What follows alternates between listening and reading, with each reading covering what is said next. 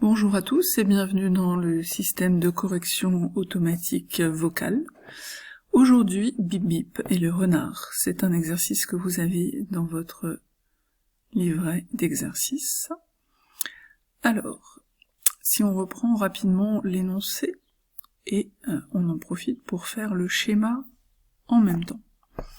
Ville-Coyote tend donc un piège à Bip Bip, juché sur un promontoire rocheux à une hauteur h, de 3 mètres, au-dessus d'une route horizontale. Il attend sa proie, prêt à faire basculer une enclume sur la tête de Bip Bip. L'enclume commence sa chute verticale sans vitesse initiale au moment où Bip Bip est à 50 mètres. Il se déplace, Bip Bip, à une vitesse de valeur V0 constante le long de la route. On suppose que les lois de la physique s'appliquent également dans l'univers de Looney Tunes, ce qui est logique, sinon on va pas pouvoir faire l'exercice. Donc le schéma, vous le voyez, on a donc ici Bip Bip, on indique la vitesse constante, on fait une petite flèche, petit vecteur pour indiquer la vitesse V0, il a une taille de 1,20 m, et il est à une distance de 50 mètres d'un point d'impact en dessous, de l'enclume positionnée ici à une hauteur de 3 mètres. Cette enclume a une vitesse initiale de 0 mètres par seconde et une masse de 20 kg. Accessoirement, on indique que nous sommes dans le référentiel terrestre galiléen en indiquant l'accélération de la pesanteur petit g. Je vous ai mis la valeur à tout hasard. On la retrouve ici dans les données. Alors tout exercice de mécanique commence par définir le référentiel. Ici terrestre, supposé galiléen. Je vous rappelle que galiléen veut dire qu'on a supprimé l'effet de rotation de la Terre. Le système que l'on va étudier aujourd'hui, c'est donc l'enclume. Et si on fait le bilan des forces extérieures sur cette enclume, une fois que le Ville-Coyote, que j'ai appelé renard, l'a lâché, il y a deux forces, le poids de l'enclume, c'est-à-dire l'attraction de la Terre, P égale m fois g, et les frottements de l'air que l'on va considérer comme négligeables. Voilà. On s'imprègne bien du schéma parce que je ne l'ai pas remis sur les autres diapositives. Alors la question suivante consiste à établir les équations horaires du mouvement de l'enclume dans un référentiel terrestre supposé galiléen. Ça tombe bien, on a déjà fait les définitions juste avant de faire cette question. Cette question, le jour du bac, elle va être décomposée en plusieurs questions, parce qu'on va d'abord vous demander de déterminer l'accélération, les coordonnées de l'accélération, et ensuite on va vous indiquer des points de résultats qui vous permettent d'avancer dans la démonstration. Ici on vous demande de faire la démonstration en une seule fois. Alors commençons. On va donc appliquer la deuxième loi de Newton, à savoir que la somme vectorielle des forces extérieures au système égale masse fois vecteur accélération. Ici, les forces extérieures sont le poids, puisqu'il n'y en a qu'une. Donc on va pouvoir écrire que la somme des forces extérieures, c'est le poids. Donc poids, vecteur poids, égale masse fois vecteur accélération. On sait, par définition, que le poids, c'est masse fois l'accélération de la pesanteur, petit g. Donc on va pouvoir écrire masse fois vecteur accélération de la pesanteur égale masse fois accélération de l'objet. Ici, les deux masses, c'est bien les deux masses de l'enclume, et elles vont donc s'éliminer. Il va nous rester vecteur g égale vecteur a. Tout simplement. Une fois qu'on a cette égalité, on va faire des maths. Et on va donc déterminer les coordonnées de vecteurs dans le repère OX, Y. Je vous remets le schéma rapidement. Voilà, regardez, le repère OX, Y, il est ici, au niveau de l'enclume, Voilà. X horizontal vers la droite et Y vertical vers le haut.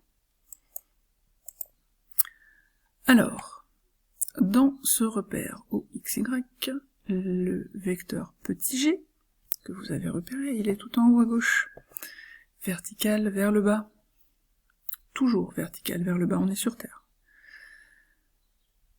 Donc les coordonnées de l'accélération, AX égale 0, puisque la projection du vecteur petit g vertical sur cet axe horizontal va donner un point, la coordonnée sur X est donc égale à 0.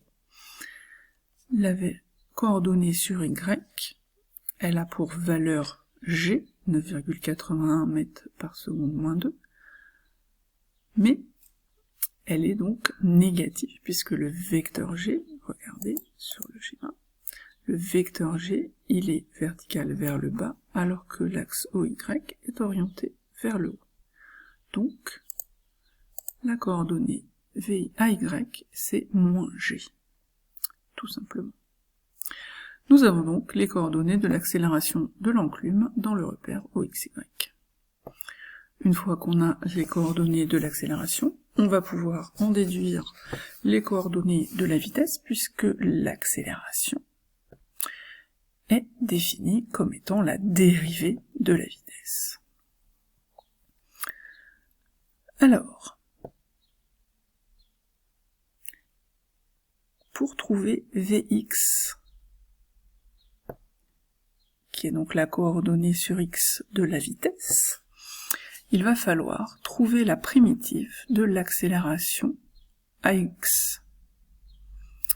AX étant égal à 0, quelle est la fonction qui, lorsque vous la dérivez, donne une dérivée égale à 0? C'est une constante. Donc ici, Vx égale une constante. On va appeler cette constante C1. Pareil pour Vy. Vy, c'est la primitive de AY.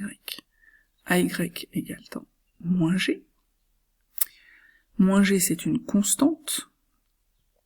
Et donc, si je cherche la fonction qui, lorsqu'elle est dérivée d'une constante, c'est une fonction en AT plus B. Donc, A, la constante, donc moins G fois T, notre inconnu, plus une deuxième constante, qui est la constante d'intégration que vous avez vue en maths. Puisque ce que l'on cherche, c'est toutes les primitives possibles pour Vy. Toutes les primitives possibles pour AY, que l'on va appeler Vy. Maintenant, il n'y a qu'une seule primitive qui va être juste dans ce cas-là, c'est la primitive Vy, pour laquelle les coordonnées à t égale 0 sont vérifiées par l'exercice. C'est-à-dire qu'on vous a dit que à t égale 0, la vitesse initiale de l'enclume est nulle. Donc, Vx à t égale 0 égale 0, et Vy à t égale 0 égale 0. Si je remplace t par 0 dans l'équation, je vais avoir Vx de 0 égale C1, et Vy de 0 égale moins G fois 0 plus C2. Donc égale C2. La vitesse étant nulle, Vx 0 égale 0, et Vy 0 égale 0. On va donc pouvoir en déduire les valeurs de constantes C1 et C2 égale 0. Et donc, les coordonnées du vecteur vitesse sont Vx égale 0 et Vy égale moins G fois T. Voilà.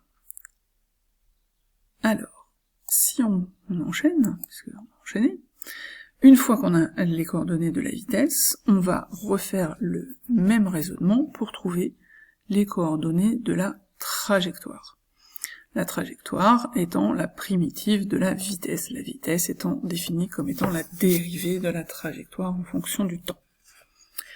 Donc par intégration de ce système d'équations, on va trouver x de t égale constante, et y de t égale moins g fois 1 1/2 de t carré plus une constante C4. Le 1/2 de t carré, souvenez-vous, c'est l'intégration de t. La primitive de t, c'est 1/2 de t carré.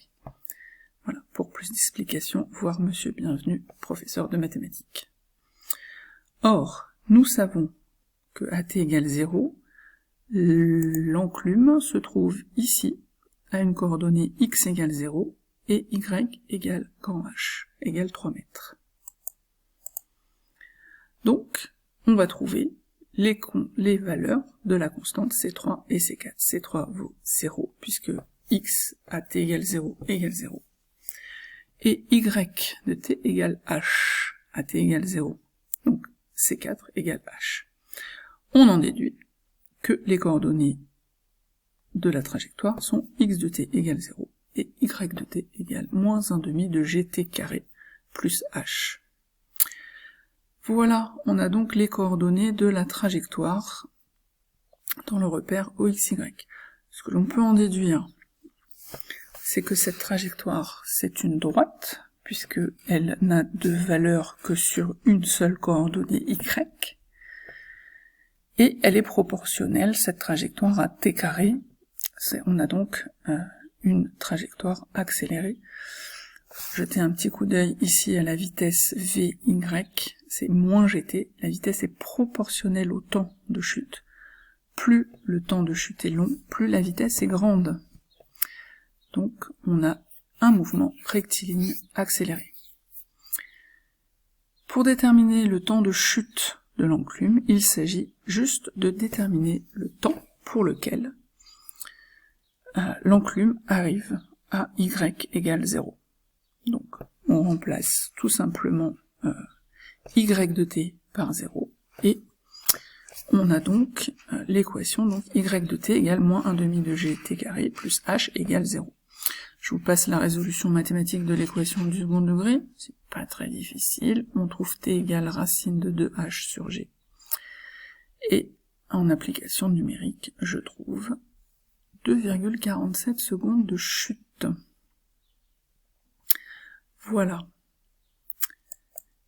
Alors bip bip dans tout ça, me direz-vous, bah bip bip il court sur la route, hein, donc il a une vitesse constante, donc son mouvement est rectiligne uniforme, il est là bip bip, il court, l'autre il a lâché son enclume là depuis tout à l'heure.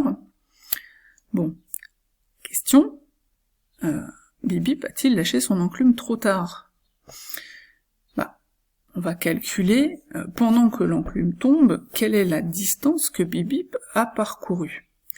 Donc on rappelle que bip bip court à une vitesse constante, donc l'équation V égale D sur T va s'appliquer, tout simplement. Donc la distance, c'est la durée delta T fois la vitesse. Attention, on convertit la vitesse en km/h en mètres par seconde, donc 110 km/h divisé par 3,6. Et on a donc, pendant que l'enclume tombe pendant 2,47 secondes, bip bip a donc avancé de 75,5 mètres. Vous voyez que si on compare avec ces 50 mètres ici qui séparent bip bip ici du moment là, au moment où le renard lâche l'enclume, et le moment où bip bip passe à x égale 0 là, bah en fait non, bip bip, le temps que l'enclume tombe, bip bip il est quelque part loin là-bas à 75 mètres par rapport à cette position. Donc même si bip bip mesure 1,20 m, il est déjà passé au point O depuis très longtemps, lorsque l'enclume arrive au sol. Donc on en déduit que Villecoyote est donc un très mauvais physicien, et qu'il a lâché son enclume bien trop tard. Voilà, je vous remercie de votre attention, et je vous souhaite bon courage pour la suite.